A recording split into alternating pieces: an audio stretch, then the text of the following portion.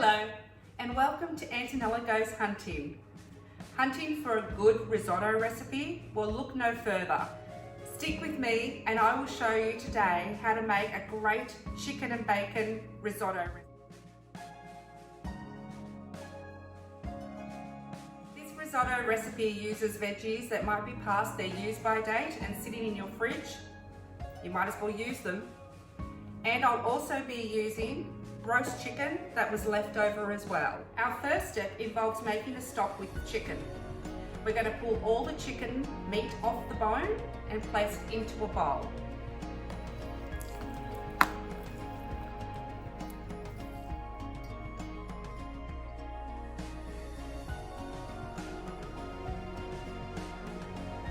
Keep the chicken that we've pulled off separate.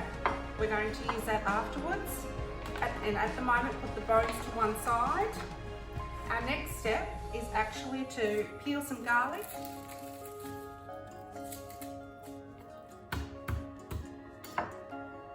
We're just going to chop this roughly. Because it's a stock, a lot of this will get reduced, and then we're going to strain it. I've got some old celery here, so I'm just, again, chop it up roughly. It can even go in whole if you like. It will just take a little bit longer for the celery to emit its beautiful essence into the stock. And I've got a couple of old carrots here.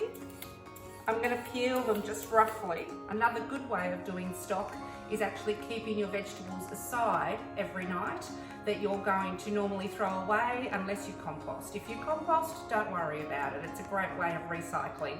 Chop these up into large pieces. Now the onion, all I'm going to do is take off the outer peel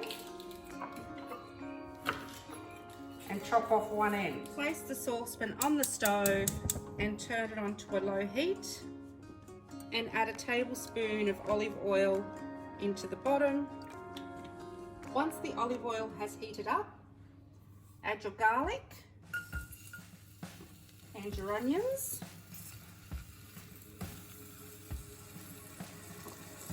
Now we're not cooking this, we need to boil this. So there's no time limit as to waiting for particular things to brown off. So I'm just putting all the vegetables in there by one.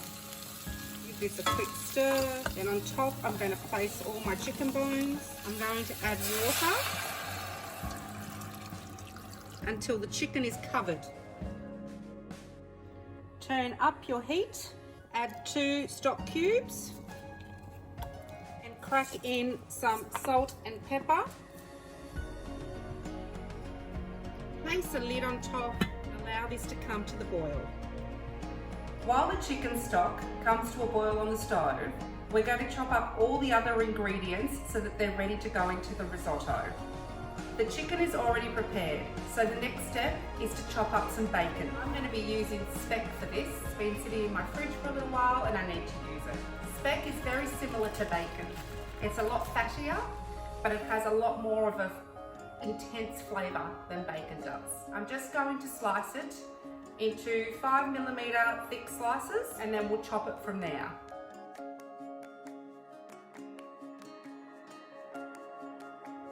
Next we'll dice up a capsicum. Red's my favourite. I find green too tarty and yellow too soft. So red is definitely the great one to go with for a risotto. Now I've cleaned out the inside of this one. It's already, like I said, past its use by date. So I'm just going to chop out a piece that looks like it might be going mouldy. Next, add some asparagus spears. I'm chopping a good section off the ends and slicing these into approximately 2cm pieces, except for the heads, because the heads will take less time to cook. So I'm just leaving those as they are. And then we'll chop up another clove of garlic. This time it's going to be for frying in the risotto.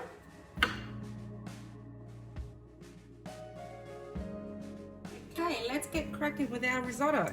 Turn a saucepan on to a low heat and put in roughly 1 to 2 tablespoons of olive oil. Once the pan is hot, we're going to add the garlic that we chopped up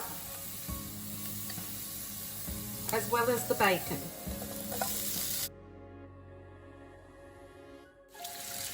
Add your capsicum. Then we're going to add 2 cups of arborio rice into the pan and coat it well with the oil at the bottom of the pan. Turn to a medium heat. Strain your stock over another saucepan. This stock would make a really nice chicken soup as well. Add the stock just until the rice is covered.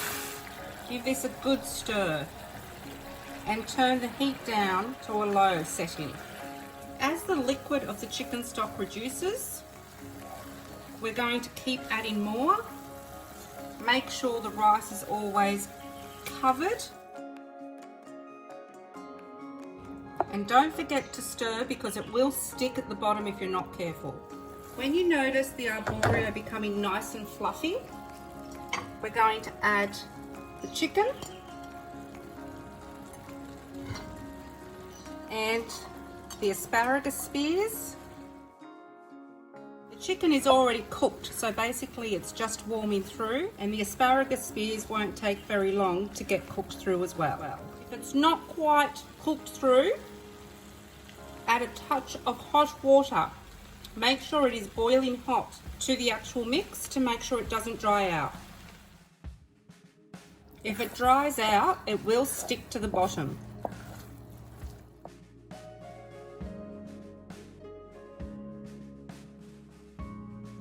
When you test the arborio to check if it's ready to go, check if it also needs salt and pepper. If it does, add it at this point.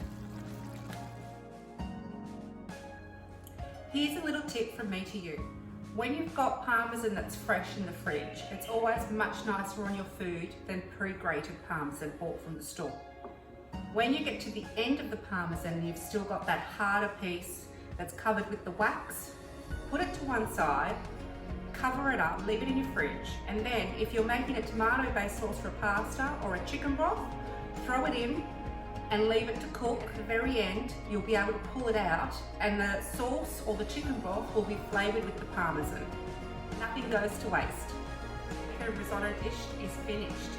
Let's tuck in.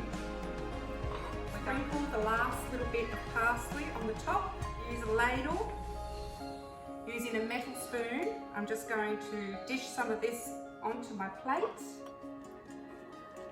Make sure I've got a little bit of everything. And add some parmesan. This one is all mine. You guys will have to make your own. Yum. Bon appetit. Sorry, I need a second bite.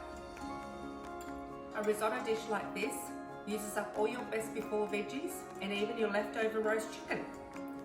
Please use it. Let me know how it goes. Follow me on Facebook, follow me on Instagram, and read my blog, and that way you'll get to see my videos every week. Have a great day. Happy hunting.